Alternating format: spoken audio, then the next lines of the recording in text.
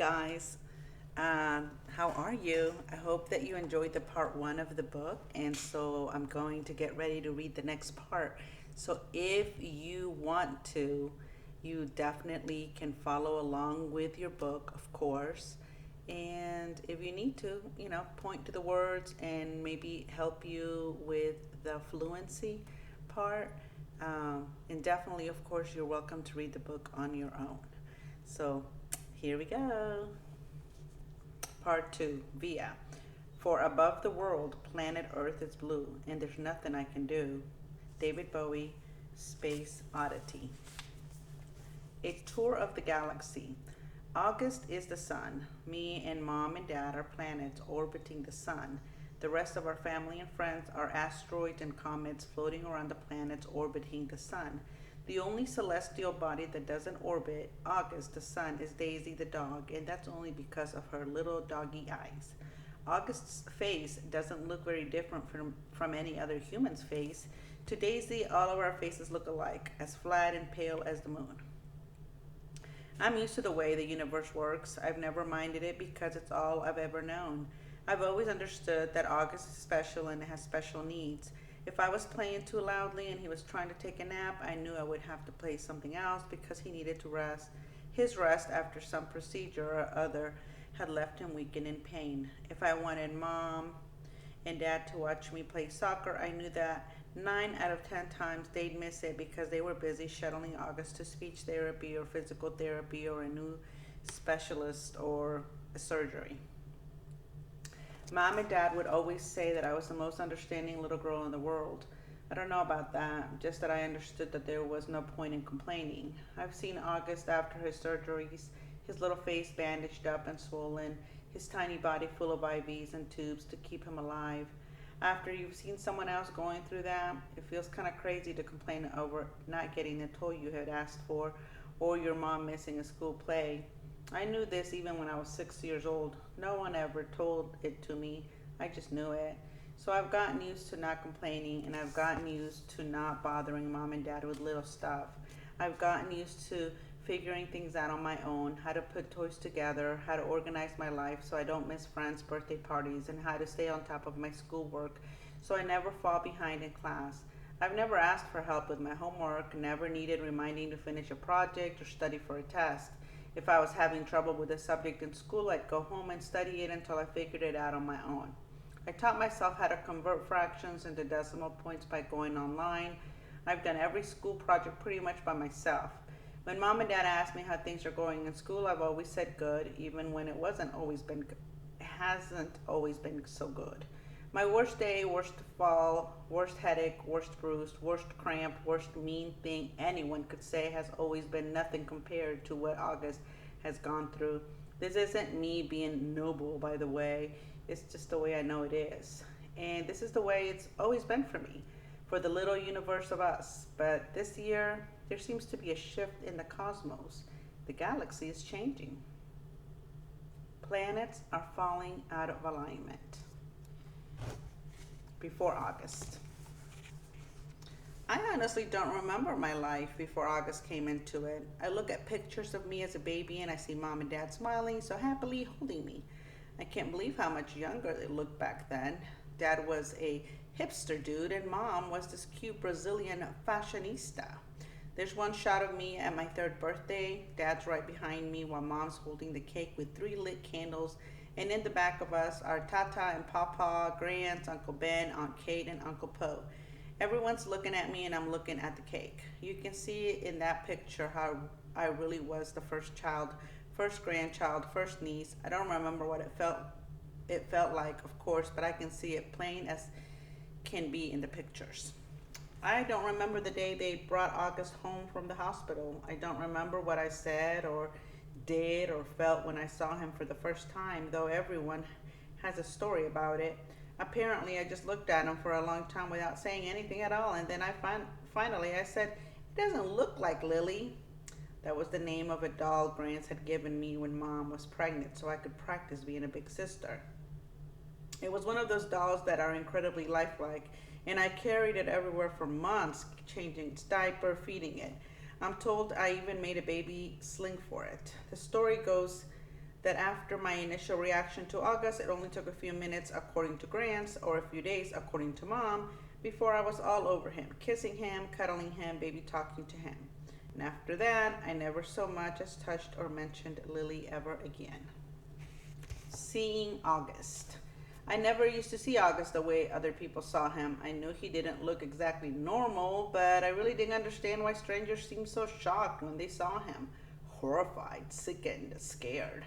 There are so many words I can use to describe the looks of people's faces, and for a long time I didn't get it. I just get mad. Mad when they stared, mad when they looked away. What the heck are you looking at? I'd say to people, even grown-ups. Then, when I was about 11, I went to stay with Grant in Montauk for 4 weeks while August was having a big jaw surgery. This was the longest I'd ever been away from home, and I have to say it was so amazing to suddenly be free of all that stuff that made me so mad. No one stared at Grant and me when we went to town to buy groceries. No one pointed at us. No one even noticed us. Grant was one of those grandmothers who would do everything with their grandkids. She'd run into the ocean. I asked her to, even if she had nice clothes on. She would let me play with her makeup and didn't mind if I used it on her face to practice my face painting skills. She'd take me for ice cream, even if we hadn't eaten dinner yet. She'd draw chalk horses on the sidewalk in front of our house. One night while we were walking back from town, I told her that I wished I could live with her forever. I was so happy there. I think it might have been the best time in my life. Coming home after 4 weeks felt very strange at first. I remember very vividly stepping through the door and seeing August running over to welcome me home, and for this tiny fraction of a moment, I saw him not the way I've always seen him, but the way other people see him. It was only a flash, an instant while he was hugging me, so happy I was home, but it surprised me because I'd never seen him like that before. And I'd never felt that I was feeling what I was feeling before either. A feeling I hated myself for having that moment. I had it. But as he was kissing me with all his heart, all I could see was the drool coming down on his chin. And suddenly there I was, like all those people who would stare or look away, horrified, sickened, scared. Thankfully, that only lasted for a second. The moment I heard August laugh his raspy little laugh, it was over. Everything was back the way it had been before, but it had opened a door for me, a little peephole, and on the other side of the peephole there were two Augusts, the one I saw blindly and the one other people saw. I think the only person in the world I could have told any of this was to Grants, but I didn't. It was too hard to explain over the phone. I thought maybe when she came for Thanksgiving I'd tell her what I felt, but just 2 months after I stayed with her in Montauk, my beautiful Grants died. It was so completely out of the blue. Apparently, she had checked herself into the hospital because she'd been feeling nauseous, and Mom and I drove out to see her. But it's a 3-hour drive from where we live, and by the time we got to the hospital, Grants was gone. A heart attack, they told us, just like that. It's so strange how one day you can be on this earth and the next day not. Where did she go? Will I really ever see her again, or is that a fairy tale? You see movies and TV shows where people receive horrible news in hospitals, but for us, with all our many trips to the hospital with August, there had always been good outcomes.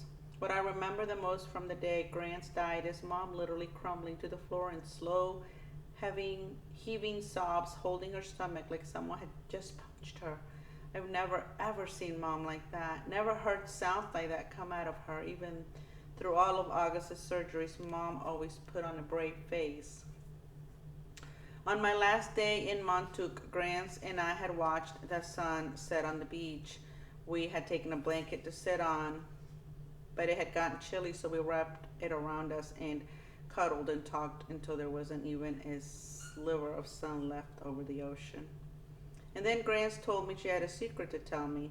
She loved me more than anyone else in the world. Even August? I asked. She smiled and stroked my hair, like she was thinking about what to say. I love Augie very, very much, she said softly. I can still remember her Portuguese accent, the way she rolled her R's. But he has many angels looking out for him already, Via. And I want you to know that you have me looking out for you. Okay, menina querida? I want you to know that you're number one for me. You are my. She looked out at the ocean and spread her hands out like she was trying to smooth out the waves. You are my everything. You understand me, Via? Tu es mi todo. I understood her, and I knew what she said. It was a secret. Grandmothers aren't supposed to have favorites. Everyone knows that. But after she died, I held on to that secret and let it cover me like a blanket. August through the peephole. His eyes are about an inch below where they should be on his face, almost halfway down his cheeks. They slant downward in an extreme angle, almost like a diagonal slit that someone cut into his face, and the left one is noticeably lower than the right one. They bulge outward because his eye cavities are too shallow to accommodate them. The top eyelids are always halfway closed, like he's on the verge of sleeping, and the lower eyelids sag so much they almost look like a piece of invisible string in pulling them down is pulling them downward. You can see the red part of the inside, like they're almost inside out. He doesn't have eyebrows or eyelashes. His nose is disproportionately big for his face and kind of fleshy. His head is pinched in on the sides where the ears should be, like someone used giant clippers and crushed the middle part of his face. He doesn't have cheekbones. There are deep creases running down both sides of his nose to his mouth, which gives him a waxy appearance. Sometimes people assume he's been burned in a fire. His features look like they've been melted, like the drippings on the side of the candle. Several surgeries to collect his lip have left a few scars around his mouth, the most noticeable one being a jagged gash running from the middle of his upper lip to his nose. His upper teeth are small and splay out. He has a severe overbite and extremely undersized jawbone. He has a very small chin. When he was very little, before a piece of his hip bone was surgically implanted into his lower jaw, he really had no chin at all. His tongue would just hang out of his mouth with nothing underneath to block it. Thankfully, it's better now. He can eat at least, and when he was younger, he had a feeding tube, and he can talk, and he's learned to keep his tongue inside his mouth through that, though that took several years to master. He's also learned to control his drool that used to run down his neck. These are considered miracles. When he was a baby, the doctors didn't think he'd live. He can hear too. Most kids born with these types of birth defects have problems with their middle ears that prevents them from hearing, but so far August can hear well enough through his tiny cauliflower-shaped ears. The doctors think that eventually he'll need to wear hearing aids, though. August hates the thought of this. He thinks that hearing aids will get noticed too much. I don't tell him that the hearing aids would be the least of his problems, of course, because I'm sure he knows this. Then again, I'm not really sure what August knows or doesn't know, what he understands or doesn't understand. Does August see how other people see him? Or has he gotten so good at pretending not to see that it doesn't bother him? Or does it bother him? When he looks in the mirror, does he see the Augie mom and dad see, or does he see the Augie everyone else sees? Or is there another August he sees, someone in his dreams behind the misshapen head and face? Sometimes when I looked at Grants, I could see the pretty girl she used to be underneath the wrinkles. I could see the girl from Ipanema inside the old lady walk. Does August see himself as he might have looked without the single gene that caused the catastrophe of his face? I wish I could ask him this stuff. I wish he could tell me how he feels. He used to be easier to read before the surgeries. You knew that when his eyes squinted, he was happy. When his mouth was straight, he was being mischievous. When his cheeks trembled, he was about to cry. He looked better now, no doubt about that, but the signs we used to gauge his moods are all gone. There are new ones, of course. Mom and Dad can read every single one, but I'm having trouble keeping up.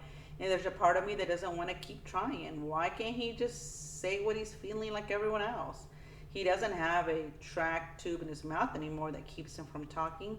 His jaw's not wired shut. He's 10 years old. He can use his words, but we circle around him like he's still a baby. Still the baby he used to be. We change plans, go to plan B, interrupt conversations, go back on promises depending on his moods, his whims, his needs. That was fine when he was little, but he needs to grow up now. We need to let him help him and make him grow up. Here's what I think. We've all spent so much time trying to make August think he's normal that he actually thinks he is normal. The problem is, he's not. High school. What I always loved about middle school was that it was separate and different from home. I could go there and be Olivia Pullman, not Via, which is my name at home. Via is what they called me in elementary school too. Back then, everyone knew all about us, of course. Mom used to pick me up after school, and August was always in a stroller. There aren't a lot of people who were equipped to babysit for Augie, so Mom and Dad brought him to all my class plays and concerts and recitals, all the school functions, the bake sales, the book fairs. My friends knew him, my friends' parents knew him, my teachers knew him, the janitor knew him. Hey, how you doing, Augie? He'd always say and give August a high five. August was something of a fixture at PS 22. But in middle school, a lot of people didn't know about August. My old friends did, of course, but my new friends didn't. Or if they did knew, or if they knew, it wasn't necessarily the first thing they knew about me. Maybe it was the second or third thing they'd hear about me. Olivia, yeah, she's nice. Did you hear she has a brother who's deformed? I always hated that word. But I knew it was how people described Augie, and I knew those kinds of conversations probably happened all the time out of earshot. Every time I left the room at a party and bumped into groups of friends at the pizza place, and that's okay. I'm always going to be the sister of a kid with a birth defect. That's not the issue. I just don't always want to be defined that way. The best thing about high school is that hardly anyone knows me except Miranda and Ella, of course, and they know not to go around talking about it. Miranda, Ella, and I have known each other since the first grade. What's so nice is we never have to explain things to one another. When I decided I wanted to call them to call me Olivia instead of Via, they got it without my having to explain. They've known August since he was a little baby. When we were little, our favorite thing to do was play dress up with Augie, load him up with feather boas and big hats and Hannah Montana wigs. He used to love it. Of course, we thought he was adorable, cute in his own way. Ella said he reminded her of E.T. She didn't say this to be mean, of course, though maybe it was a little bit mean. The truth is there was a scene in the movie when Drew Barrymore dresses E.T. in a blonde wig, and that was a ringer for Augie in our Miley Cyrus heyday.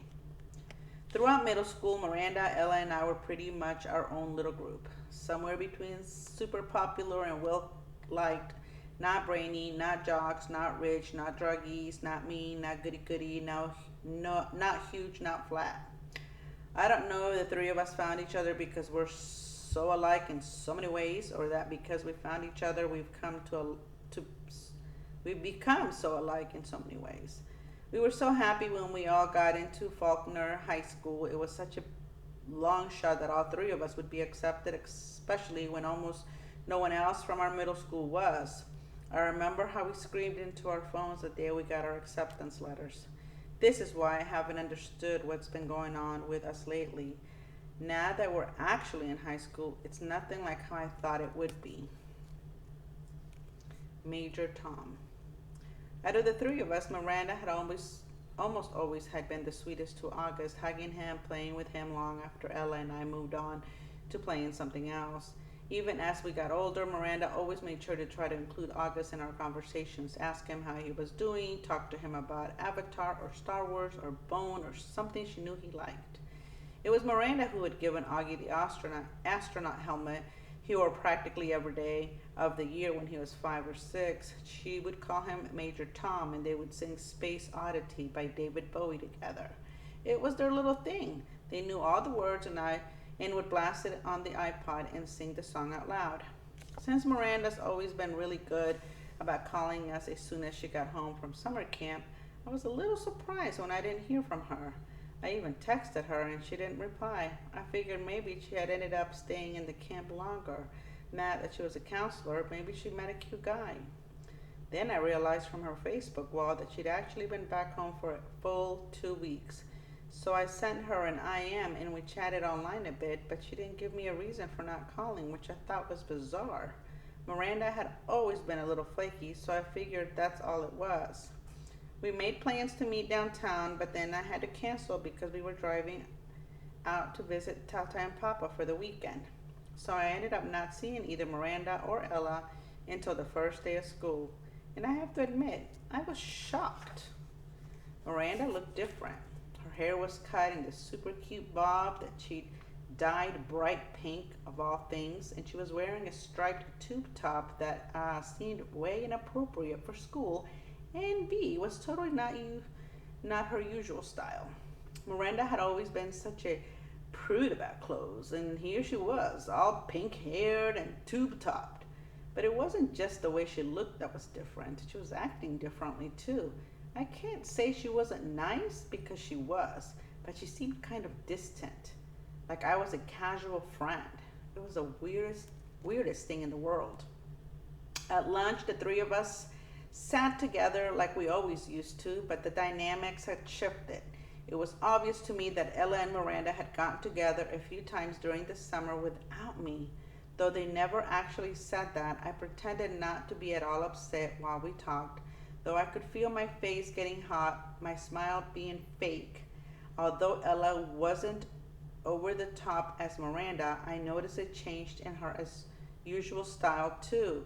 It's like they had talked to each other beforehand about redoing their image at the new school, but hadn't bothered to clue me in. I admit, I'd always thought I was above this kind of typical teenage pettiness, but I felt a lump in my throat throughout lunch. My voice quivered as I said, "See you later," when the bell rang. After school. "I hear we're driving you home today." It was Miranda in eighth period. She had just sat down at the desk right behind me. I had forgotten that Mom had called Miranda's mother the night before to ask if she could drive me home from school. "You don't have to," I answered instinctively, casually. "My mom can pick me up." I thought she had to pick Augie up or something. It turns out she can pick me up afterwards. She just texted me, "Not a problem." "Oh, okay. Thanks." It was all a lie on my part, but I couldn't see sitting in a car with the new Miranda. After school, I ducked into a restroom to avoid bumping into Miranda's mother outside. Half an hour later, I walked out of the school, ran the 3 blocks to the bus stop, hopped on the M86 to Central Park West, and took the subway home. "Hey there, sweetie," Mom said the moment I stepped through the front door. "How was your first day? I was starting to wonder where you guys were." "We stopped for pizza." Incredible how easily I can lie. A lie can slip through your lips. "Is Miranda not with you?" She seemed surprised that Miranda wasn't right behind me. "She went straight home. We have a lot of homework." "On your first day?" Yes, on our first day." "Yes, on our first day," I yelled, which completely surprised Mom, but before she could say anything, I said, "School was fine. It's really big though. The kids seem nice. I wanted to give her enough information so she wouldn't feel like she needed the need to ask me more." "How was Augie's first day of school?" Mom hesitated, her eyebrows still high up on her forehead from when I'd snapped at her a second earlier. "Okay," she said slowly, like she was letting out a breath. "What do you mean, okay?" I said. "Was it good or bad?" He said it was good. "So why do you think it wasn't good?" "I didn't say it wasn't good. Geez, Via, what's up with you?" Just forget I asked anything at all," I answered, and stormed dramatically into Augie's room and slammed the door. He was on his PlayStation and didn't even look up. I hated how zombified his video games made him. "So, how was school?" I said, scooching Daisy over so I could sit on his bed next to him. "Fine," he answered, still not looking up from his game. "Augie, I'm talking to you." I pulled the PlayStation out of his hands. "Hey!" he said angrily. "How was school?" "I said fine," he yelled back, grabbing the PlayStation back from me. "Were people nice to you?" "Yes." "No one was mean?" He pulled the PlayStation down and looked up at me as if I had just asked the dumbest question in the world. "Why would people be mean?" he said. It was the first time in his life that I heard him be sarcastic like that. I didn't think he had it in him. The Padawan bites the dust. I'm not sure at what point that night Augie had cut off his Padawan braid, or why that made me really mad. I had always found his obsession with everything Star Wars kind of geeky, and that braid in the back of his hair with his little head was just awful. But he had always been so proud of it, of how long it took him to grow it, of how he had chosen the beads himself in a craft store in the Soho. He and Christopher, his best friend, used to play with lightsabers and Star Wars stuff whenever they got together, and they both started growing their braids at the same time. When August cut his braid off that night without an explanation, without telling me beforehand, which was surprising, or even calling Christopher, which I was just so upset I can't even explain why. I've seen Augie brushing his hair in the bathroom mirror. He meticulously tries to get every hair in place. He tilts his head to look at himself from different angles, like there's some magic perspective inside the mirror that could change the dimensions of his face. Mom knocked on my door after dinner. She looked drained, and I realized that between me and Augie, today had been a tough day for her too. So you want to tell me what's up? She asked nicely, softly. Not now, okay? I answered. I was reading. I was tired. Maybe later I'd be up for telling Mom about Miranda, but not now. I'll check in before you go to bed, she said, and then she came over and kissed me on top of my head.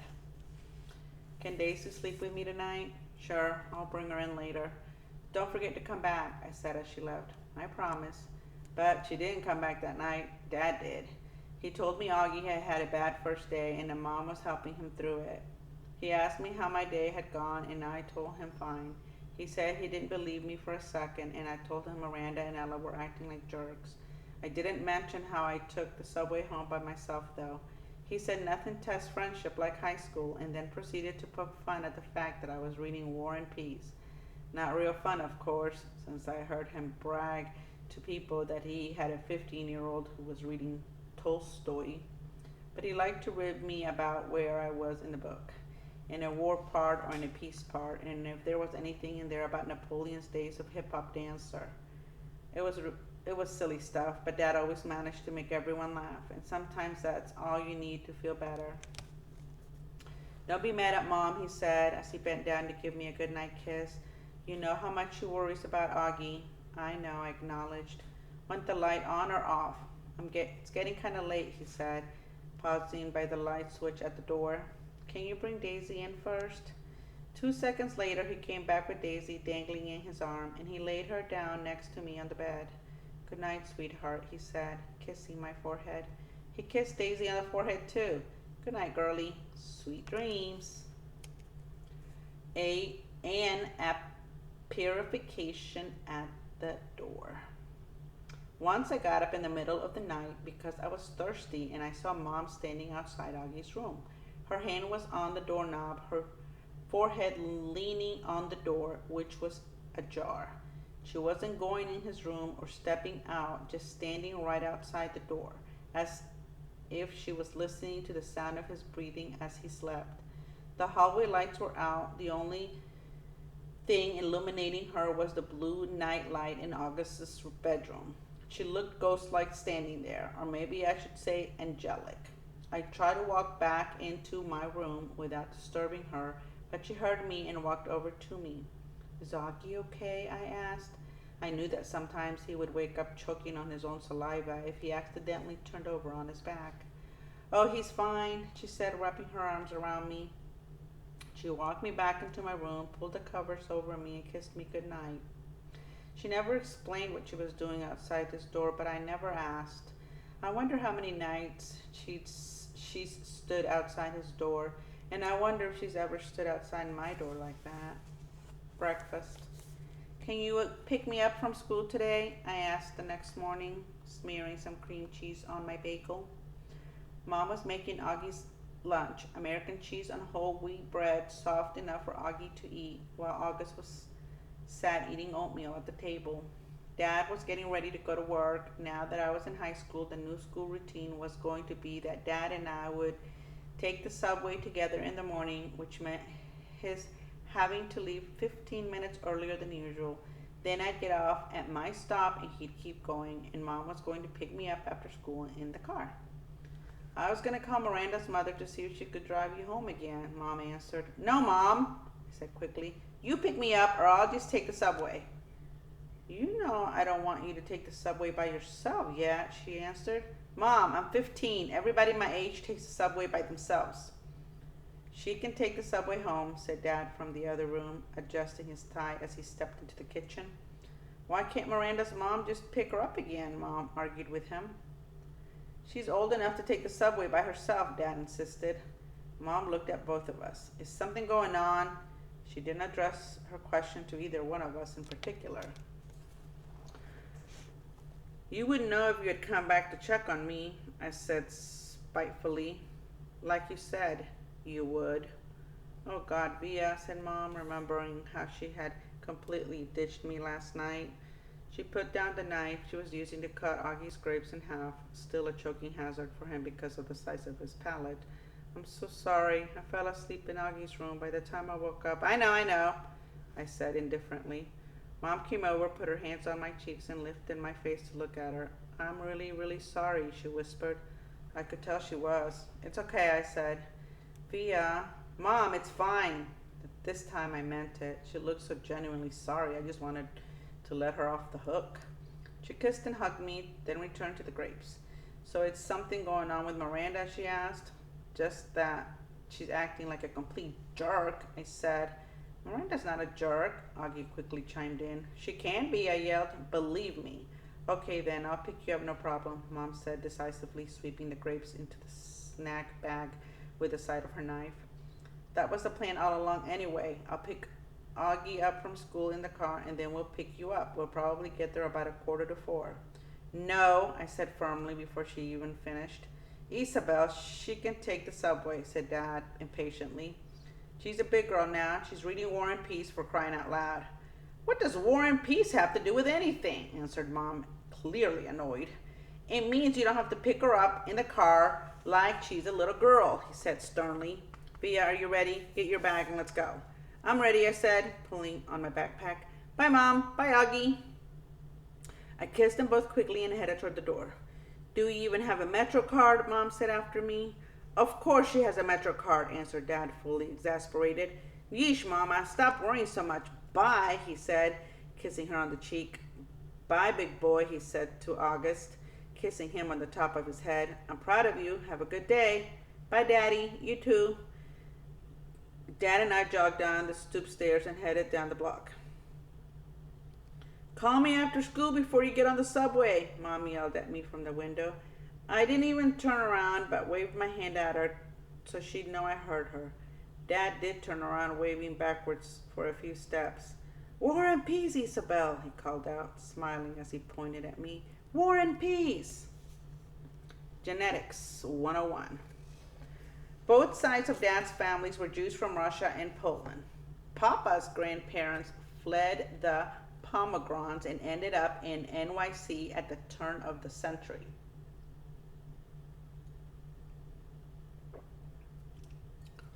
Tata's parents fled the Nazis and ended up in Argentina in the 40s.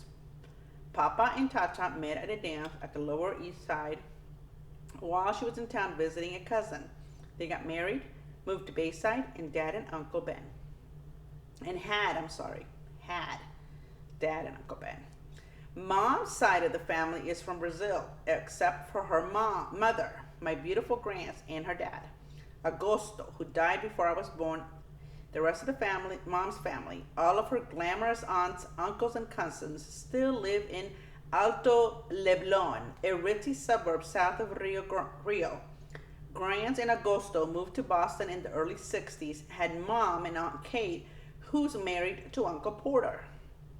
Mom and Dad met at Brown University and have been together ever since. Isabel and Nate like two peas in a pod. They moved to New York right after college, had a few years later, then moved to a brick townhouse in North River Heights, the hippie stroller capital of Upper Manhattan, when I was about a year old. Not one person in the exotic mix of my family gene pool had ever shown any obvious signs of having what August has. I've pored over grainy sepia pictures of long dead relatives and Baba babushkas, sorry, in babushkas, black and white snapshots of distant cousins in crisp white linen suits, soldiers in uniforms, lady in beehive hairdos, Polaroids of bell-bottom teenagers and long-haired hippies, and not once have I been able to detect even the slightest trace of August's face in their faces. Not a one. But after August was born, my parents underwent genetic counseling. They were told that August had what seemed to be a previously unknown type of man debulofacial dysostosis. Whew, that's a long word. Caused by an autosomal recessive mutation in the TCOF1 gene, which is located on chromosome 5, complicated by a hemifacial microsomia characteristic of OAV spectrum. Sometimes these mutations occur during pregnancy, sometimes they're inherited from one parent carrying the dominant gene, sometimes they're caused by an interaction of many genes, possibly in combination with environmental factors. This is called multifactorial inheritance. In August's case, the doctors were able to identify one of the single nucleotide deletion mutations that made war on his face. The weird thing is, though you'd never know it from looking at them, both my parents carry that mutant gene, and I carry it too. The Punnett Square. If I have children, there's 1 in 2 chance that I will pass on the defective gene to them. That doesn't mean they'll look like August, but they'll carry the gene that got double dosed in August and helped make him the way he is. If I marry someone who has the same defective gene, there's a 1 in 2 chance that our kids will carry the gene and look totally normal, and a 1 in 4 chance that our kids will not carry the gene at all, and a 1 in 4 chance that kids will look like August. If August has children with someone who doesn't have a trace of the gene, there's a 100% probability that their kids will inherit the gene, but 0% chance that their kids will have a double dose of it, like August, which means they'll carry the gene no matter what, but they could look totally normal. If he marries someone who has the gene, their kids will have the same odds as my kids. This only explains the part of August that's explainable. Then there's that other part in the genetic makeup that's not inherited, but just incredibly bad luck. Countless doctors have drawn little tic-tac-toe grids for my parents over the years to try to explain the genetic lottery to them. Geneticists used Punnett squares to determine inheritance, recessive and dominant genes, probabilities, and chance. But for all they know, there's more they don't know.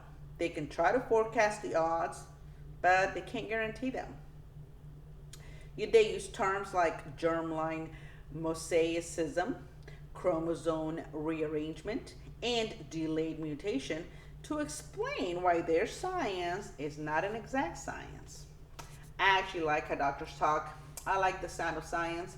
I like how words you don't understand explain things you can't understand.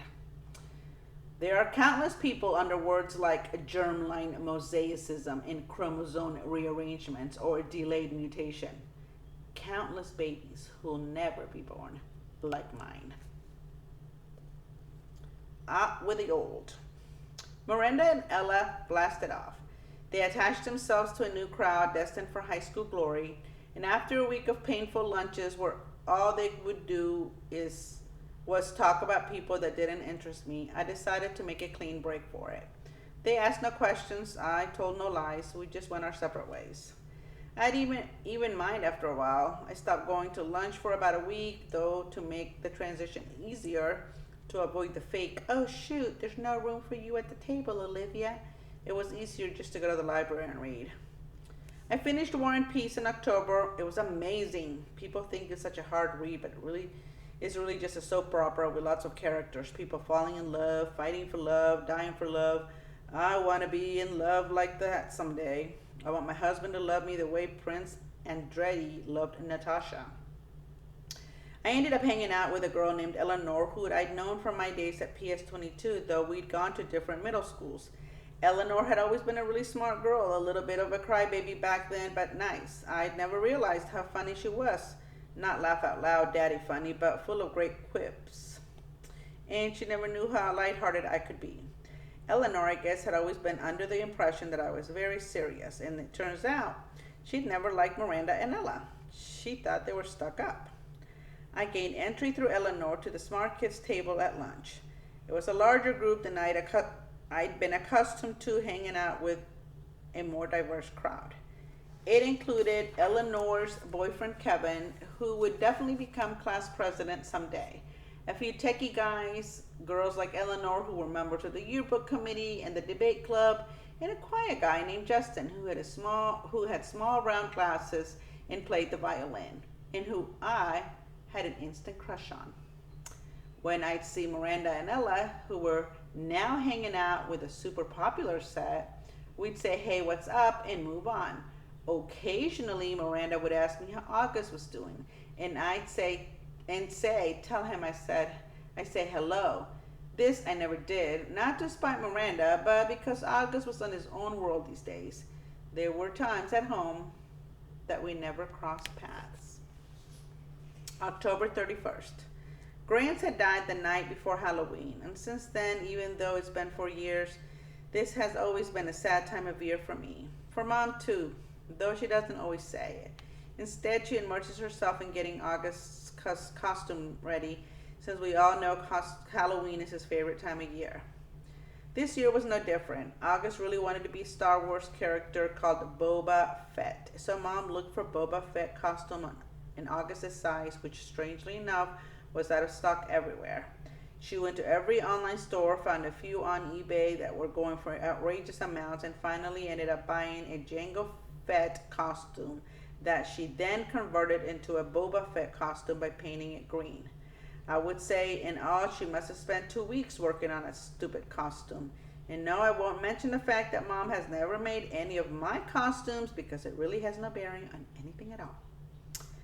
The morning of Halloween, I woke up thinking about Grants, which made me really sad and weepy. Dad kept telling me to hurry up and get dressed, which just stressed me out even more.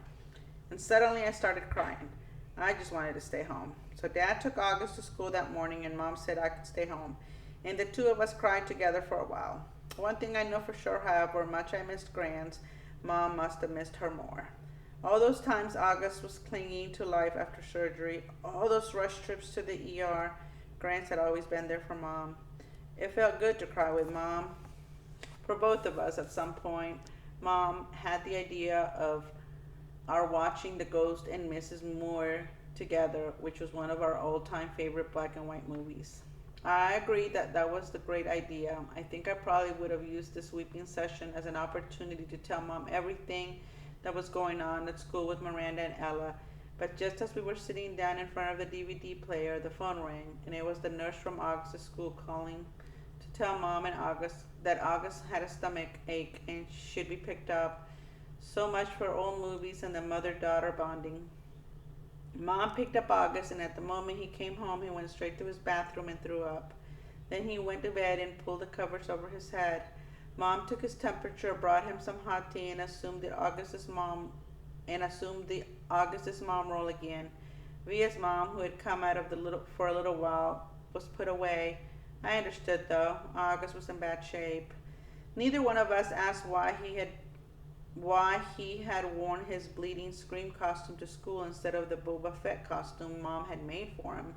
If it annoyed Mom to see the costume she had worked on for 2 weeks tossed on the floor, unused, she didn't show it. Trick or treat.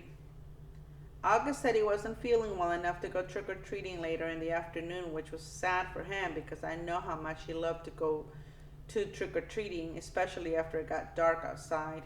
Even though I was well beyond the trick-or-treating stage myself, I usually threw on some mask or other to accompany him up and down the blocks, watching him knocking on people's doors giddy with excitement. I knew it was the one time a year when he could truly be like every other child. No one knew he was different under the mask, and to August that must have felt absolutely amazing. At 7 o'clock that night, I knocked on his door. "Hey," I said. Hey, he said back. He wasn't using his PlayStation or reading a comic book. He was just laying on his bed looking at the ceiling. Daisy, as always, was next to him on the bed, and her head draped over his legs. The Bleeding Scream costume was crumpled up on the floor next to the Boba Fett costume.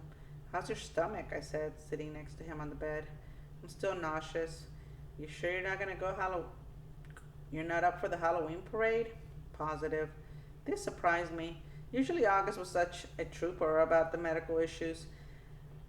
Whether it was skateboarding a few days after surgery or sipping food through a straw when his mouth was practically bolted shut. This was a kid who'd gotten more shots, taken more medicines, put up with more procedures by the age of 10 than most people would have put up in 10 lifetimes. As he was sidelined from, and now he was sidelined from a little nausea.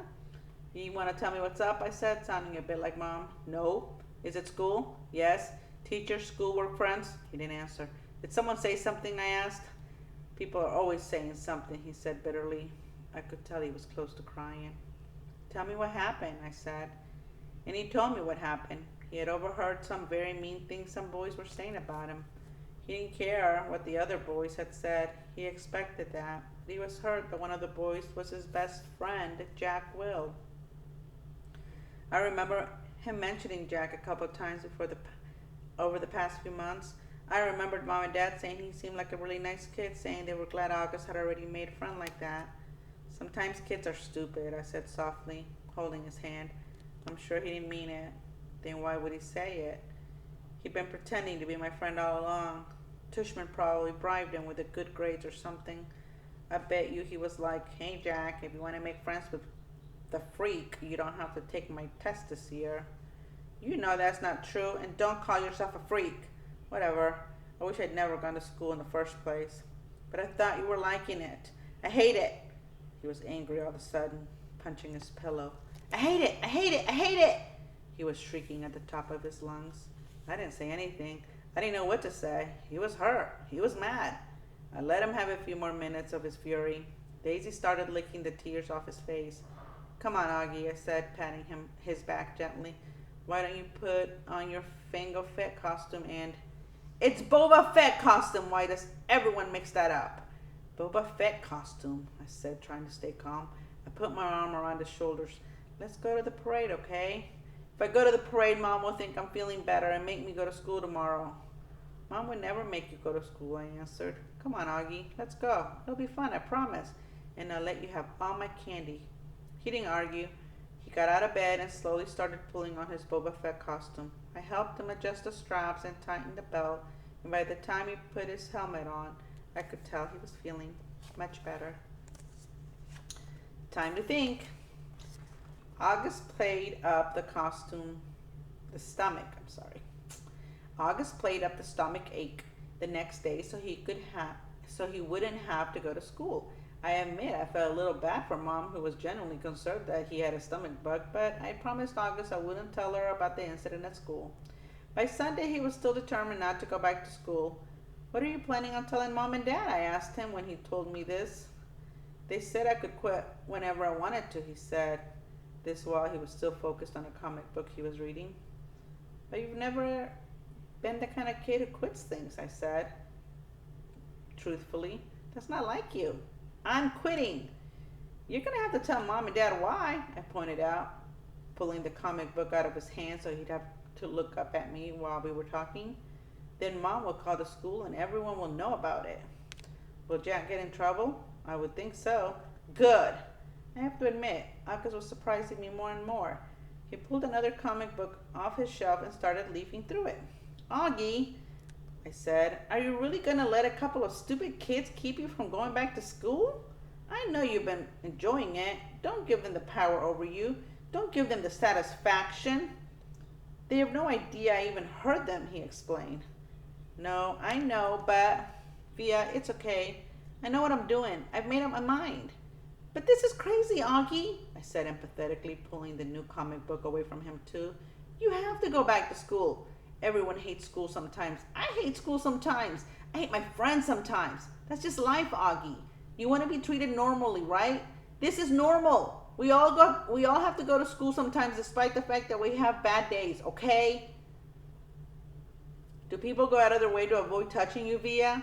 He answered, which left me momentarily without an answer. Yeah, right. That's what I thought. So don't compare your bad days at school to mine, okay? Okay, that's fair, I said. But it's not a contest about whose days suck the most, Augie. The point is, we all have to put up with the bad days. Now, unless you want to be treated like a baby the rest of your life, or like a kid with special needs, you just have to suck it up and go. He didn't say anything, but I think that last bit was getting to him.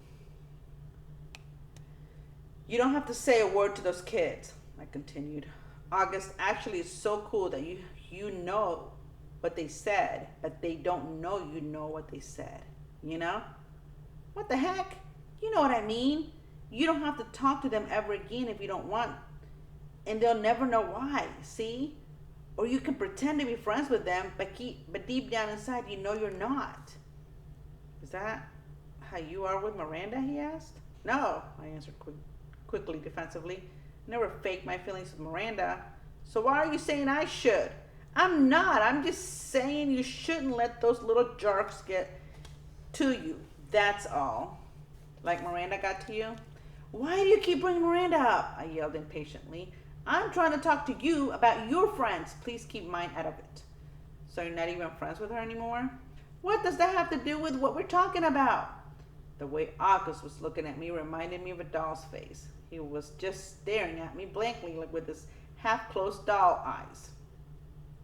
She called the other day, he said finally. What? I was stunned. And you didn't tell me? She wasn't calling you, he answered, pulling both comic books out of my hands. She was calling me just to say hi, to see how I was doing. She didn't even know I was going to real school now. I can't believe you hadn't even told her. She said the two of you don't hang out as much anymore, but she wanted me to know she'd always loved me like a big sister. Double stunned, stung, flabbergasted, no words formed in my mouth. Why didn't you tell me? I said finally. I don't know, he shrugged, opening the first comic book again. Well, I'm telling Mom and Dad about Jack Will if you stop going to school, I answered. Tushman will probably call you into school and make Jack and those other kids apologize to you in front of everyone, and everyone will treat you like the kid who shouldn't be going to a school for kids with special needs. Is that what you want? Because that's what's going to happen. Otherwise, just go back to school and act like nothing happened. Or if you want to confront Jack about it, fine. But either way, if you... Fine, he interrupted.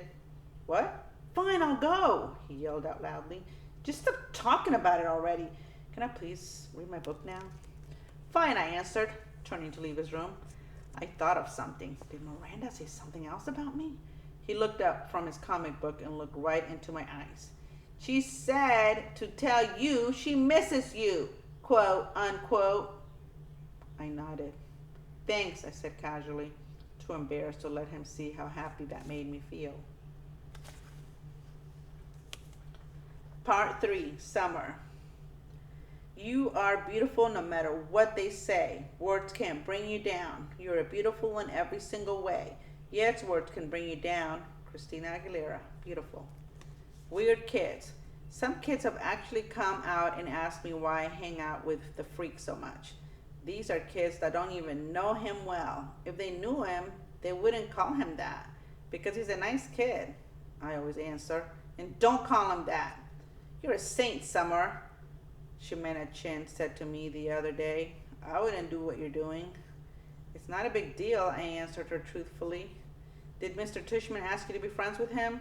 Charlotte Kodak asked. No, I'm friends with him because I want to be friends with him, I answered. Who knew that my sitting with August Pullman at lunch would be such a big deal? People acted like it was the strangest thing in the world. It's weird how weird kids can be. I sat with him the first day because I felt sorry for him. That's all. Here he was, this strange-looking kid in a brand new school. No one was talking to him. Everyone was staring at him. All the girls at my table were whispering about him. He wasn't the only new kid at Beecher Prep, but he was the only one everyone was talking about. Julian had nicknamed the Zombie Kid, and that's what everyone was calling him. Did you see the Zombie Kid? Yeah, stuff like that. It gets around fast. And August knew it. It's hard being the new kid even when you have a normal face. Imagine having his face. So I just went over there and sat with him. Not a biggie. I wish people would stop trying to turn it into something major.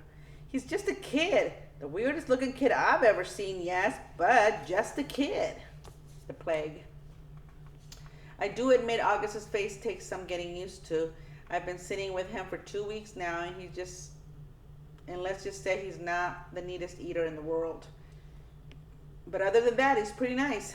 I should also say that I don't really feel sorry for him anymore. That might have been what made me sit down with him the first time, but it's not why I keep sitting down with him. I keep sitting down with him because he is fun.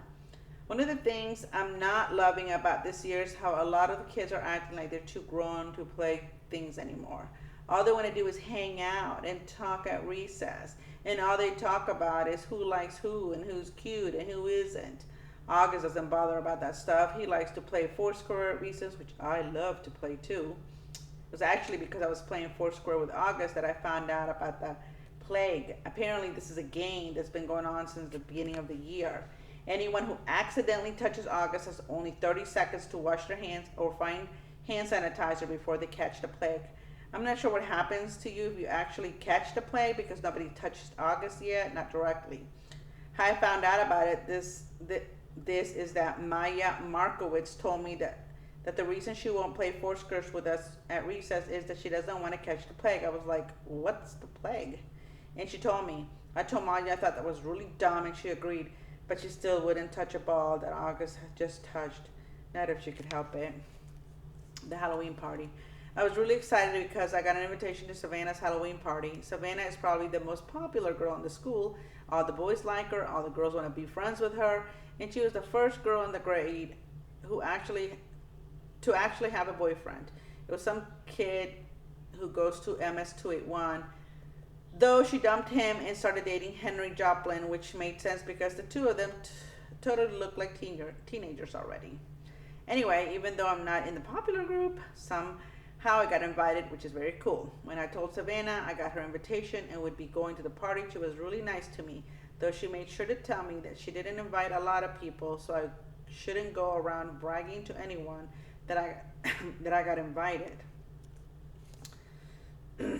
Maya didn't get invited, for instance. Savannah also made sure to tell me not to wear a costume. It's good she told me because, of course, I would have worn a costume to a Halloween party. Not the unicorn costume I made for the Halloween parade, but the goth girl getup that I'd worn to school.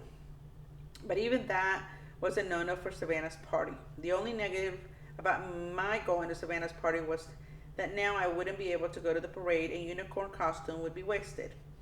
That was kind of a bummer, but okay.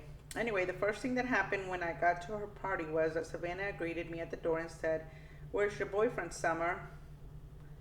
I didn't even know what she was talking about. I guess she doesn't have to wear a mask at Halloween, right? She added. I guess he doesn't have to wear a mask at Halloween, right? She added. And then I knew she was talking about August. He's not my boyfriend, I said. I know, I'm just kidding. She kissed my cheek.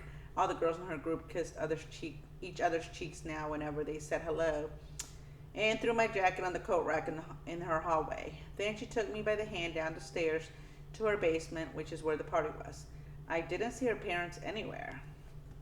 There were about 15 kids there. All of them were popular kids from either Savannah's group or Julian's group. I guess they've all kind of merged into one big super group of popular kids now that some of them have started dating each other. I didn't even know there were so many couples. I mean, I knew about Savannah and Henry, but Ximena and Miles and Ellie and Amos, Ellie's practically as flat as I am. Anyway, about 5 minutes after I got there, Henry and Savannah were standing next to me, literally hovering over me. "So we wouldn't know why you hang out with zombie kids so much," said Henry. "He's not a zombie," I laughed while they were making a joke. I was smiling, but I didn't feel like smiling. "You know, Summer," said Savannah, "you would be a lot more popular if you didn't hang out with him so much. I'm going to be completely honest with you. Julian likes you. He wants to ask you out." "He does? Do you think he's cute?" Yeah, I guess he's cute." So you have to choose who you want to hang out with, Savannah said. He was talking to me like a big sister would talk to a little sister. Everyone likes you, Summer. Everyone thinks you're really nice and that you're really, really pretty. You could totally be part of our group if you wanted to, and believe me, there are a lot of girls in our grade who would love that. I know, I nodded. Thank you. You're welcome, she answered. You want to tell you wanted me to tell Julian to come talk to you? I looked over where she was pointing and could see Julian looking over at us. I actually need to go to the bathroom. Where is that? I went to where she pointed, sat on the side of the bathtub, and called Mom and asked her to pick me up. Is everything okay? Said Mom. Yeah, I just don't want to stay, I said.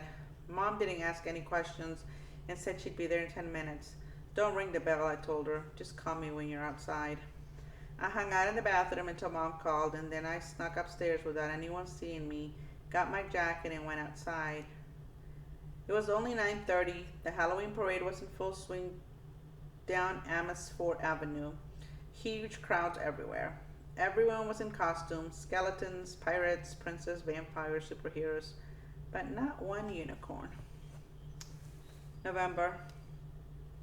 The next day at school, I told Savannah I'd eaten some really bad Halloween candy and gotten sick, which is why I went home early from her party, and she believed me. There was actually a stomach bug going around, so it was a good lie.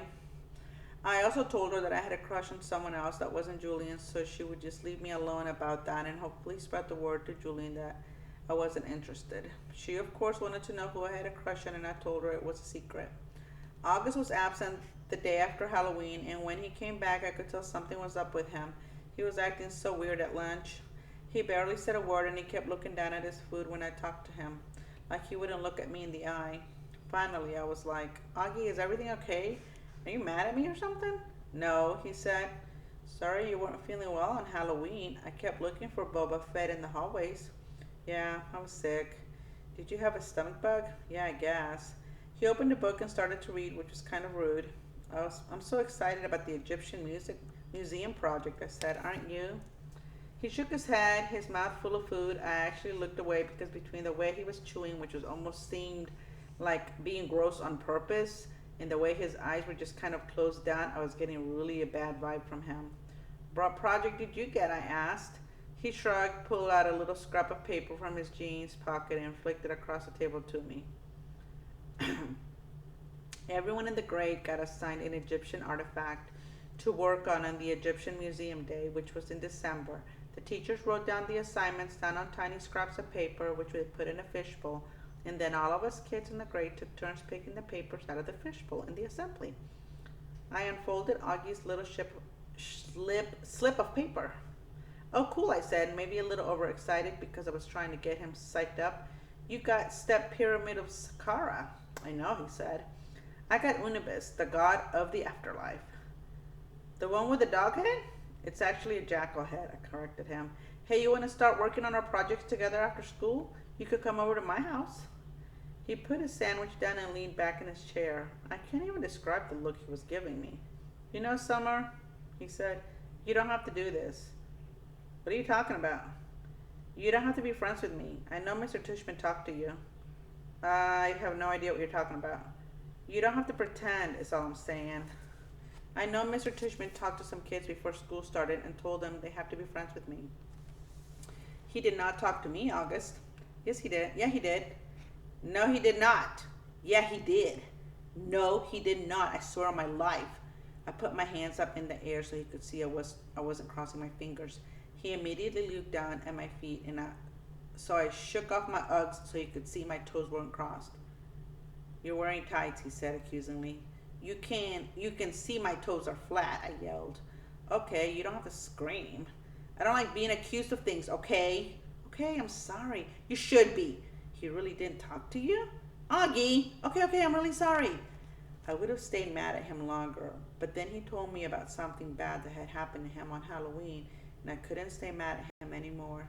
Basically, he heard Jack bad-mouthing him and saying really horrible things behind his back. It kind of explained his attitude, and now I know why he'd been out sick. Promise you won't tell anyone, he said. I won't, I nodded.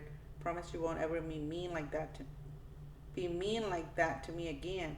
Promise, he said, and we pinky swore. Warning, this kid is rated R.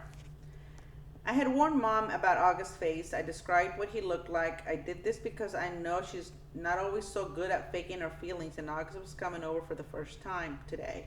I even sent her a text at work to remind her about it, but I could tell from the expression on her face when she came home after work that I hadn't prepared her enough. She was shocked when she came through the door and saw his face for the first time. Hi, Mom. This is Augie. Can he stay for dinner? I asked quickly. It took a second for my question to even register. Hi, Augie, she said. Of course, sweetheart, if it's okay with Augie's mother. Well, Augie called his mother on his cell phone. I whispered to Mom, Mom, stop making that weird out face. She had that look when she's watching the news and some horrific event has happened. She nodded quickly like she hadn't realized she was making a face and was really nice and normal to Augie afterwards. After a while, Augie and I got tired of working on our projects and went to hang out in the living room. Augie was looking at the pictures on the mantle and he saw a picture of me and Daddy.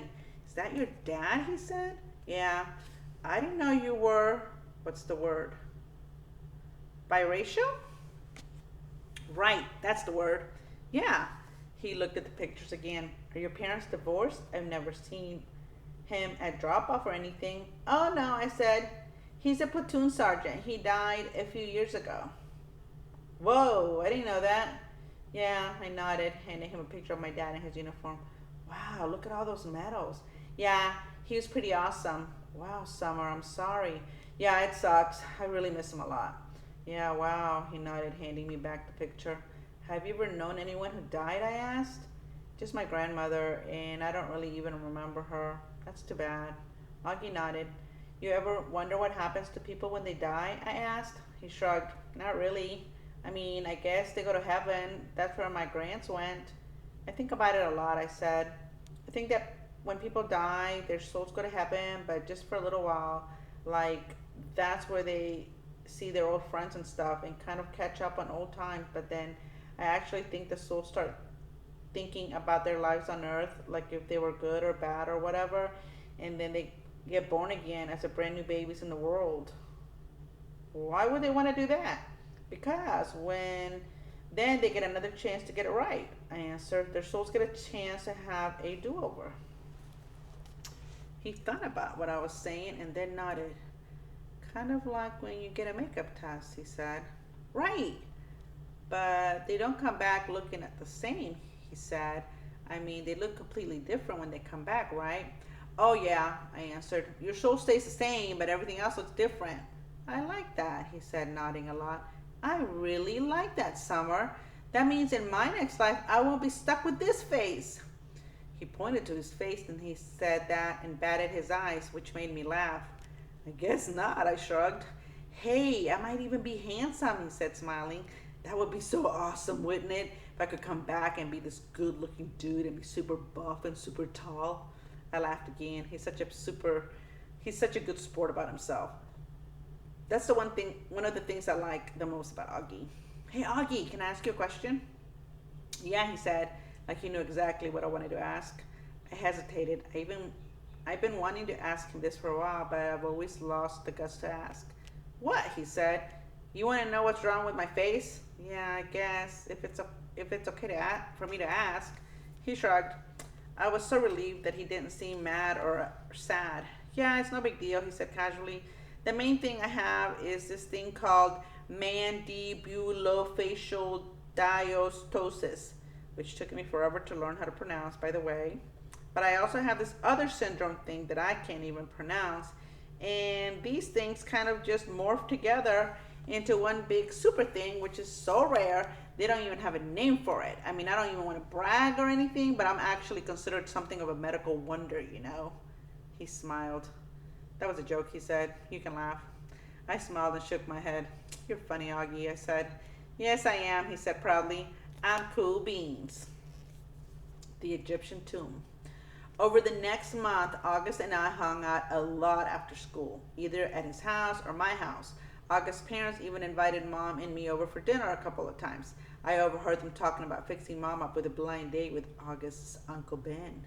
On the day of the Egyptian Museum exhibit, we were all really excited and kind of giddy. It had snowed the day before, not as much as it had snowed over Thanksgiving break, but still, snow is snow. The gym was turned into a giant museum with everyone's Egyptian artifact displayed on the table, with a little caption card explaining what the thing was. Most of the artifacts were really great, but I have to say I really think mine and Augie's were the best. My sculpture of Anubis looked pretty real, and I had even used real gold to paint on it. And August had made his step pyramid out of sugar cubes. It was 2 feet high and 2 feet long, and he had sprayed painted the cubes with this kind of fake sand paint or something. It looked so awesome. Well, we all dressed up in Egyptian costumes. Some of the kids were Indiana Jones type archaeologists, and some of them dressed like pharaohs. August and I dressed up like mummies, and our faces were covered except for 2 little holes in the eyes and 1 little hole for the mouth. When the parents showed up, they all lined up in the hallway in front of the gym. Then we were told we could go get our parents, and each kid got to take his or her parent on a flashlight tour through the dark gym. August and I took our moms around together. We stopped at each exhibit explaining what it was, talking in whispers, answering questions since it was dark. We used our flashlights to illuminate the artifacts while we were talking. Sometimes for dramatic effect, we would hold the flashlight under our chins while we were explaining something in detail. It was so much fun, hearing all the whispers in the dark, seeing all the highlights zigzagging around the dark room. At one point, I went over to get a drink at the water fountain. I had to take the mummy wrap off my face. "Hey, Summer," said Jack, who came over to talk to me. He was dressed like the man from the Mummy. Cool costume. Cool costume. Thanks. Is the other mummy August? Yeah. Hey, do you know why August is mad at me? Huh? I nodded. Can you tell me? Nope. He nodded. He seemed bummed. I told him I wouldn't tell you, I explained. It's so weird, he said. I have no idea why he's mad at me at all of a sudden. None. Can you at least give me a hint? I looked over at where August was across the room talking to our moms. I was about to break my solid oath that I wouldn't tell anyone about what he overheard at Halloween, but it felt bad for Jack. Bleeding scream, I whispered in his ear, and then walked away. Wow. She broke her promise because she said she wasn't going to tell anyone. I don't know if I would have done that. Part 4. Jack. Now here's my secret. It's very simple. It's the only one with it is only with one's heart the one can see clearly. What is essential is invisible to the eye. Antoine de Saint-Exupéry, The Little Prince. The call. So in August, my parents got this call from Mr. Tushman, the middle school director, and my mom said maybe he calls all the new students to welcome them. And my dad said, that's a lot of kids he'd be calling.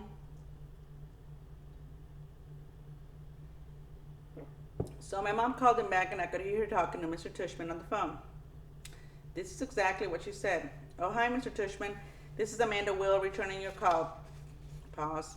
Oh, thank you. That's so nice of you to say. He's looking forward to it. Pause. Yes. Pause. Yeah. Pause. Oh, sure.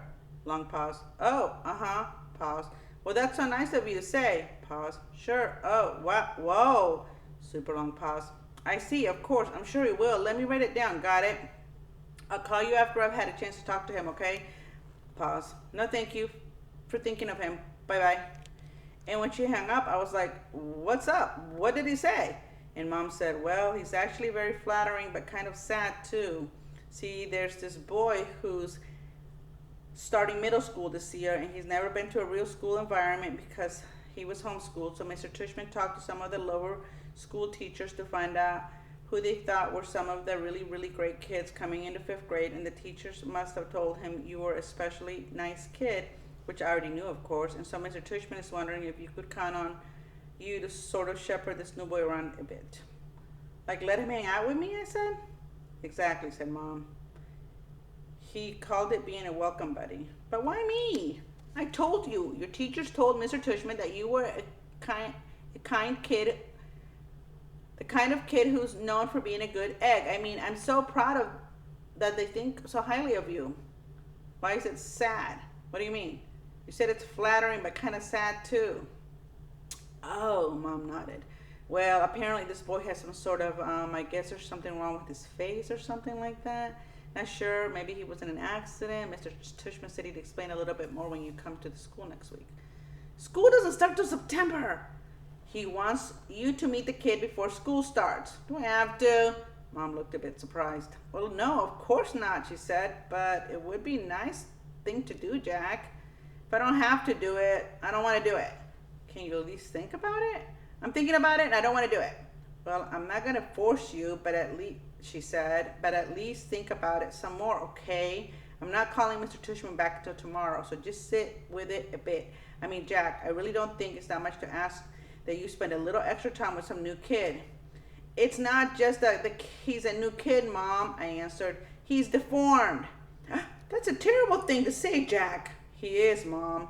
You don't even know who this is. Yeah, I do, I said, because I knew the second she started talking about him that it was the kid named August Carvel.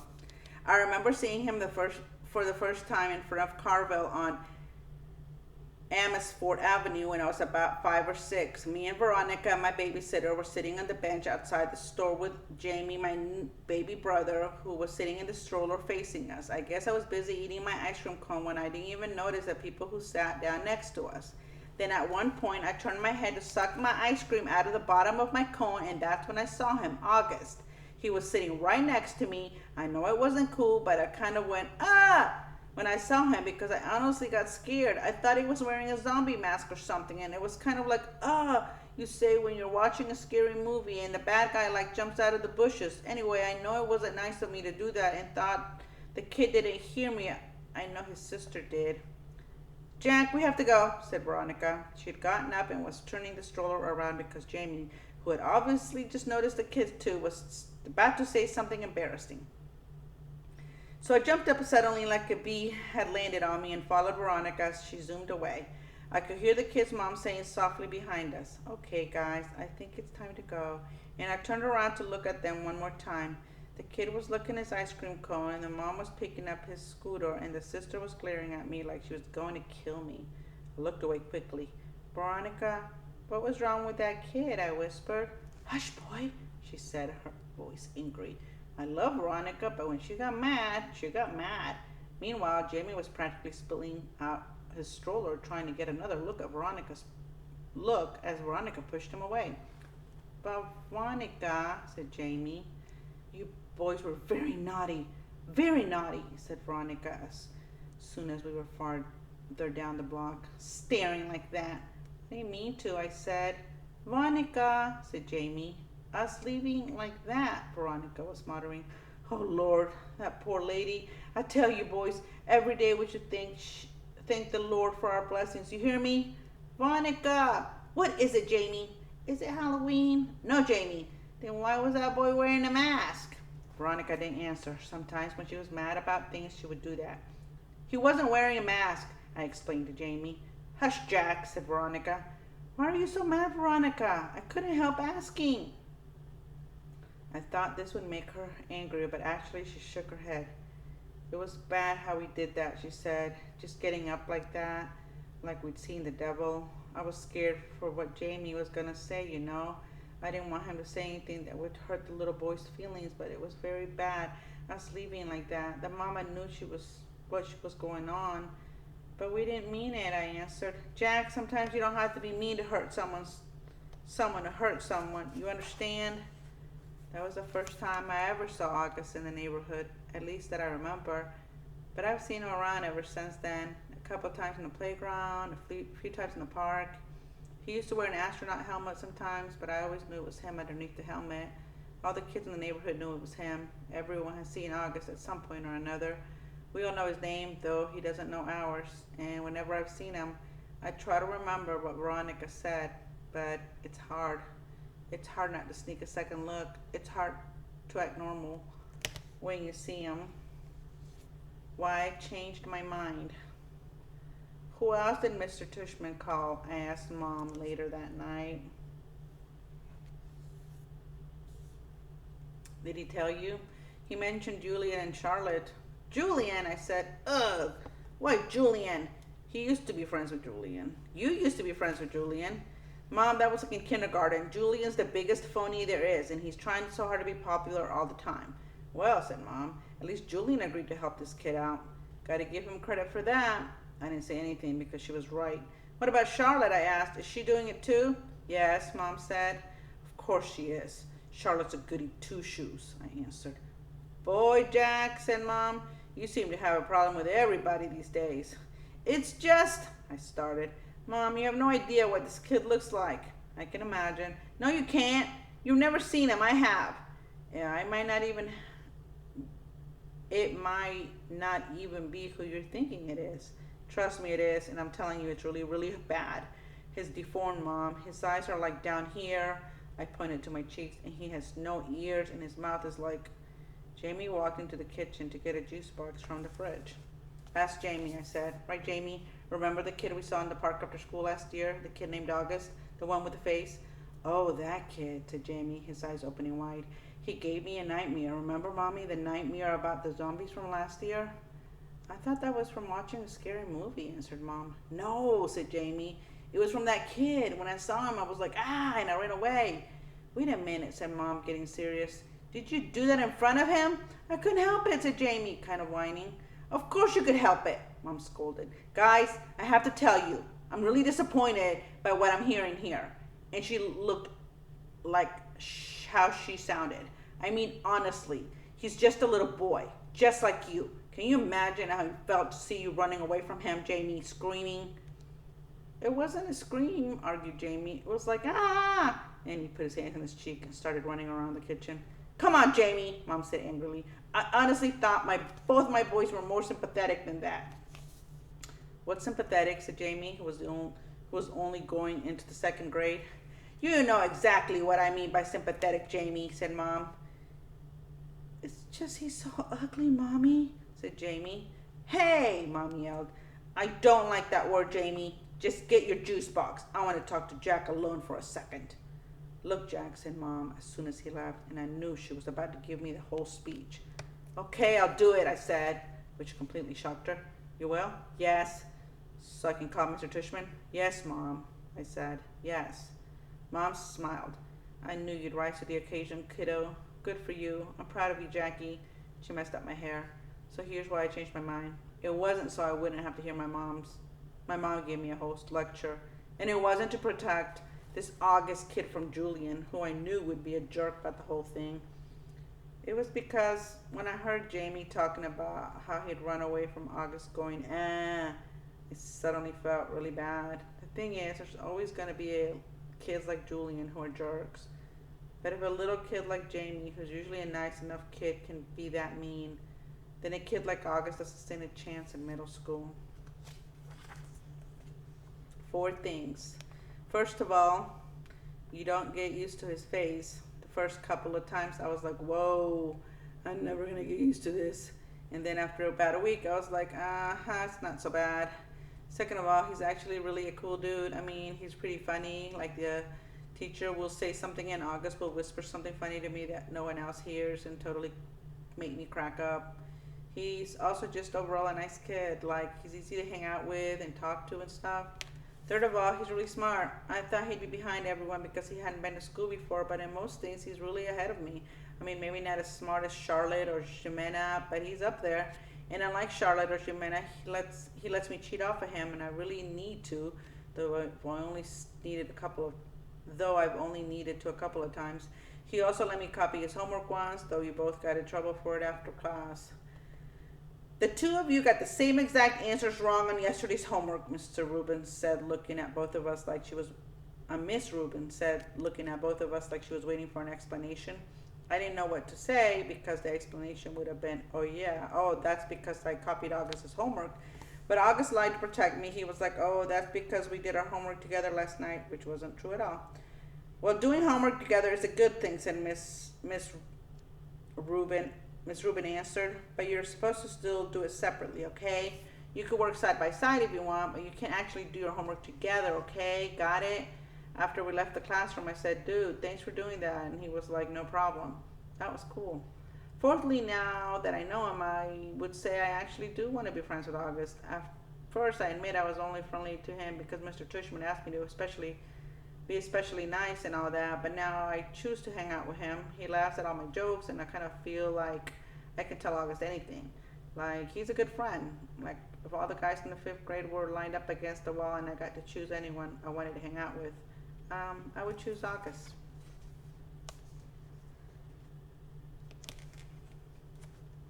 I'm trying to see how many pages we have so I can. All right, let's read a few more. Bleeding Scream, ex-friends. Bleeding Scream, what the heck?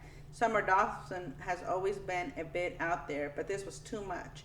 All I did was ask her why August was acting like that, like he was mad at me or something, and I figured she would know, and all she said was bleeding scream. I don't even know what she means.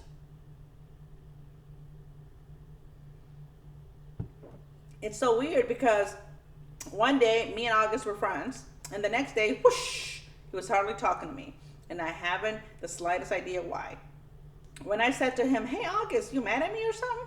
he shrugged and walked away. So I would take that as a definite yes. And since I know for a fact that I didn't do anything to him to be mad about, I figured Summer could be telling me what's up. But all I got from her was bleeding scream. Yeah, big help. Thanks, Summer. You know, I got plenty of other friends in school. So if August wants to officially be my ex-friend, then fine. That's okay by me. See if I care. I started ignoring him like he was ignoring me at school now. This is actually kind of hard since we sit next to each other in practically every class. Other kids have noticed and have started asking me if me and August have had a fight. Nobody asks August what's going on.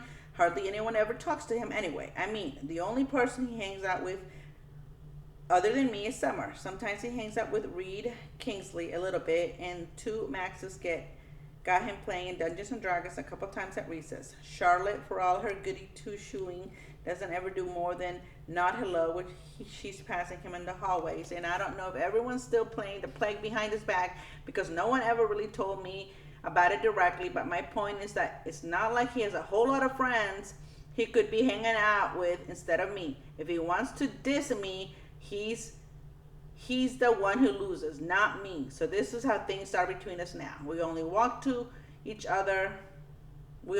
to each other about school stuff if we absolutely have to. Like I'll say, what did Ruben say the homework was? And he'll answer, or he'll be like, can I use your pencil sharpener? And I'll get my pencil sharpener out of my pencil case for him. But as soon as the bell rings, we go our separate ways.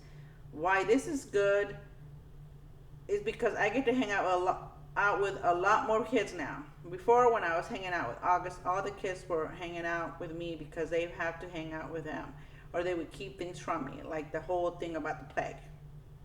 I think I was the only one who wasn't in on it, except for Summer and maybe the D&D crowd. And the truth is, though nobody's that obvious about it, nobody wants to hang out with him. Everybody's way too hung up on being in the popular group, and he's just as far from the popular group as you can get. But now I can hang out with anyone I want. If I wanted to be in the popular group, I could totally be in the popular group. Why this is bad is because, well, A, I don't actually enjoy hanging out with the popular group that much, and B, I actually liked hanging out with August. So this is kind of messed up, and it's all August's fault. Snow. The first snow of winter hit right before Thanksgiving break. School was closed, so we got an extra day of vacation. I was glad about that because I was so bummed about this whole August thing, and I just wanted some time to chill without having to see him every day. Also, waking up in the snow day is just about my favorite thing in the world. I love the feeling when you first open your eyes in the morning and you don't even know why everybody seems different than usual. Then it hits you. Everything is quiet. No cars honking, no buses going down the street. Then you run to the window, and outside everything is covered in white. The sidewalks, the trees, the cars on the street, your window panes, and when that happens on a school day, you just find out the school is closed. Well, I don't care how old I get. I'm always going to think that that's the best feeling in the world. And I'm never going to be one of those grown-ups that use an umbrella when it's snowing, ever. Dad's school was closed too, so he took me and Jamie sledding down Skeleton Hill in the park. They say a little kid broke his neck while sledding down that hill a few years ago, but I don't know if this is actually true or just one of those legends. On the way home, I spotted this banged up wooden sled kind of propped up against the old Indian rock monument. Dad said to leave it. It was just garbage, but something told me it would make the greatest sled ever. So Dad let me drag it home, and I spent the rest of the day fixing it up. I super glued the broken slats together and wrapped some heavy duty white duct tape around it, then for extra strength. Then I spray painted the whole thing white with the white paint I've gotten from alabaster sphinx I was making for the Egyptian Museum project. When it was all dry, I painted lightning in gold letters of the middle piece of wood, and I made the little lightning bolt symbol above the letters. It looked pretty professional, I have to say. Dad was like, "Wow, Jackie, you were right about the sled." The next day we went to Skeleton Hill with Lightning, and it was the fastest thing I've ever ridden. So much faster than the plastic sleds we've been using. And because it had gotten warmer outside, the snow had become crunchier and wetter, good packing snow, and me and Jamie turned on Lightning all afternoon. We were in the park until our fingers were frozen and our lips had turned a little blue. Dad practically had to drag us home. By the end of the week, the snow had started turning gray and yellow, and the rainstorm turned most of the snow into slush. When we got back to school on Monday, there was no snow left. It was rainy and yucky the first day back from vacation, and a slushy day. That's how I was feeling too. I nodded hey to August for the first time I saw him, and we were in front of the lockers. He nodded hey back. I wanted to tell him about Lightning, but I didn't. Fortune favors the bold. Mr. Brown's December precept was, "Fortune favors the bold." We were all supposed to write a paragraph about some time in our lives when we did something very brave and how because of it something good happened to us. I thought about this. To be truthful, I have to say that I think the bravest thing I ever did was become friends with August, but I couldn't write about that, of course.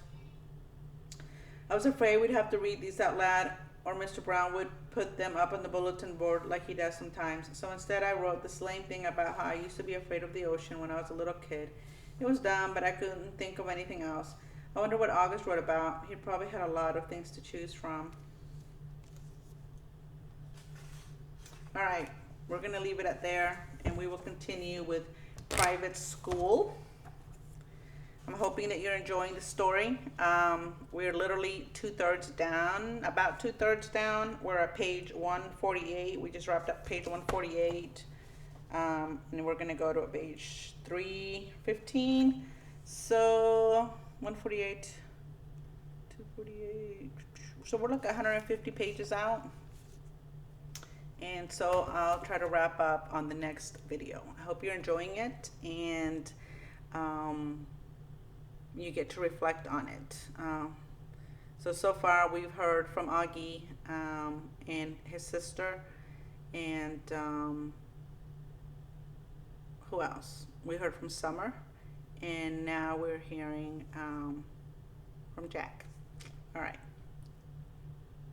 See you next time.